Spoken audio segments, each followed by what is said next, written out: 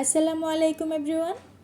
দেখতে দেখতে কুরবানির ঈদ প্রায় চলে এলো, তাই আমি আজকে আপনাদের জন্য নিয়ে এসেছি কুরবানির ঈদ স্পেশাল শাহি গরম মশলার রেসিপি। এই কুরবানির ঈদে গরু বা খাসির মাংস আরও বেশি টেস্টি করার জন্য এই স্পেশাল গরম মশলাটা আপনারা আগে থেকেই বাসায় বানিয়ে রাখতে পারেন। আশা করি আমার আজকের এই শাহি গরম মশলার রেসিপি আপনাদের কাছে অনেক ভালো লাগবে আর সহজ লাগবে। তাহলে চলুন আপনাদের সাথে রেসিপিটা শেয়ার করি। প্রথমে আমি নিয়ে নিচ্ছি 3 টেবিল চামচ পরিমাণ গোটা জিরা, তারপর নিয়ে নিচ্ছি 3 টেবিল চামচ পরিমাণ গোটা ধনিয়া, নিয়ে নিচ্ছি 3 টেবিল চামচ পরিমাণ গোটা মৌরি, তারপরে নিয়ে নিচ্ছি 3 টেবিল চামচ পরিমাণ সবুজ এলাচ, নিয়ে নিচ্ছি 6 থেকে 7টা কালো এলাচ বা বড় এলাচ, লবঙ্গ নিয়ে নিচ্ছি 3 টেবিল চামচ পরিমাণ, তারপর কালো এলাচ নিয়ে নিচ্ছি 1 টেবিল চামচ পরিমাণ। এটা কিন্তু বেশি দেওয়া যাবে না, তাহলে কিন্তু বেশি ঝাল হয়ে যাবে। দিয়ে দিচ্ছি স্টার এনিস বা তারা মশলা 8 থেকে 10টি, ছোট সাইজের হলে 10টি দিবেন আর বড় সাইজের হলে 8টি দিলেই হবে। তারপরে দিয়ে দিচ্ছি মাঝারি সাইজের দারুচিনি 10 থেকে 12 টুকরা, দিয়ে দিচ্ছি কোষা ছাড়ানো জায়ফল 4টি। এখানে আমি ছোট সাইজের জায়ফল নিয়েছি তাই 4টি দিচ্ছি, আপনারা বড় সাইজের নিলে 3টি দিয়ে দিবেন। তারপরে দিয়ে দিচ্ছি আস্ত জয়ত্রী 4 থেকে 5টি।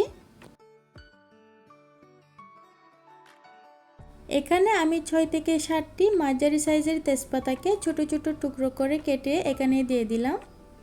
তারপর দিয়ে দিচ্ছি 10-12টা শুকনা মরিচ। আপনাদের মরিচগুলো যদি ঝাল হয় সেক্ষেত্রে একটু কমিয়েও দিতে পারেন, অথবা শুকনা মরিচটা বাদও দিতে পারেন, তাহলেও কিন্তু কোনো সমস্যা নেই। এখন এই সবগুলো মশলাকে আমি একসাথে মিক্স করে নিচ্ছি। এখন আপনারা চাইলে এই গরম মশলাগুলোকে একদিন কড়া রোদে দিয়ে মুচমুচে করে গুঁড়ো করে নিতে পারেন, আবার চাইলে আপনারা শুকনো কড়াইয়ে একটু তেলে মুচমুচে করে ভেজে এগুলোকে ব্লেন্ডারে দিয়ে ব্লেন্ড করে নিতে পারেন। আমার মনে হয় চুলাতে ভেজে নিলে মশলাটা অনেক ফ্লেভারফুল হয় আর মশলাটাকে দীর্ঘদিন পর্যন্ত সংরক্ষণও করা যায়। এখন আমি একটা শুকনো কড়াইয়ে মশলাগুলোকে মুচমুচে করে ভেজে নিব। প্রথম থেকে শেষ পর্যন্ত চুলার আঁচ একদমই লোতে রাখতে হবে, না হলে কিন্তু মশলাটা খুব তাড়াতাড়ি পুড়ে যাবে। এখন আমি অনবরত নেড়েচেড়ে মশলাগুলোকে মুচমুচে করে ভেজে নেব। মশলাগুলো যাতে কোনোভাবেই পুড়ে না যায় সেদিকে লক্ষ্য রাখতে হবে।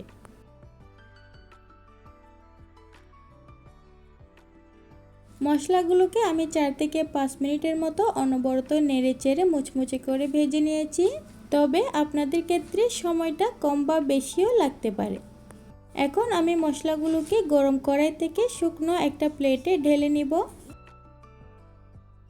মশলাগুলো প্লেটে ঢেলে নেওয়ার পর আমি খুব ভালোভাবে মশলাগুলোকে ঠান্ডা করে নিব, তারপর এগুলোকে আমি ব্লেন্ড করে নিব। মশলাগুলো গরম থাকা অবস্থায় কোনোভাবেই কিন্তু মশলাগুলোকে ব্লেন্ড করা যাবে না। এখন আমি মশলাগুলোকে একটা প্লেটে নিয়ে নিলাম, তারপর আমি মশলাগুলোকে ভালো করে ঠান্ডা করে নিব। আর ঠান্ডা হওয়ার পর মশলাগুলো কিন্তু আরও অনেকটাই মুচমুচে হয়ে যাবে। মশলাগুলো পুরোপুরিভাবে ঠান্ডা হয়ে যাওয়ার পর এখন আমি একটা ব্লেন্ডার জারে মশলাগুলোকে নিয়ে নিচ্ছি। তারপর জারের ঢাকনাটা লাগিয়ে আমি মশলাগুলোকে কয়েকবার করে থেমে থেমে ব্লেন্ড করে নিব।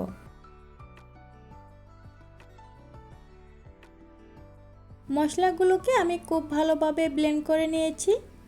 এখন একটা চামচ দিয়ে আপনাদেরকে দেখিয়ে দিচ্ছি, একদম মিহিভাবে কিন্তু ব্লেন্ড হয়ে গিয়েছে।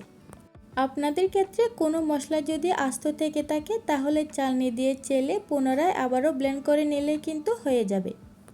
মশলাগুলোকে ব্লেন্ডারে ব্লেন্ড করার কারণে এই পর্যায়ে মশলাগুলো কিন্তু অনেকটাই গরম আছে, তাই আমি একটা ছড়ানো প্লেটে মশলাগুলোকে নিয়ে নিচ্ছি। ঠান্ডা হওয়ার পর আমি মশলাগুলোকে একটা শুকনো কাচের বয়ামে ভরে নিব। তারপর মশলাগুলোকে আপনারা সংরক্ষণ করতে পারবেন প্রায় 1 বছরের জন্য।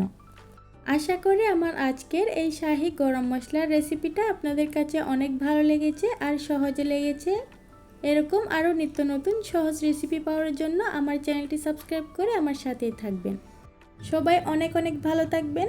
আল্লাহ হাফেজ।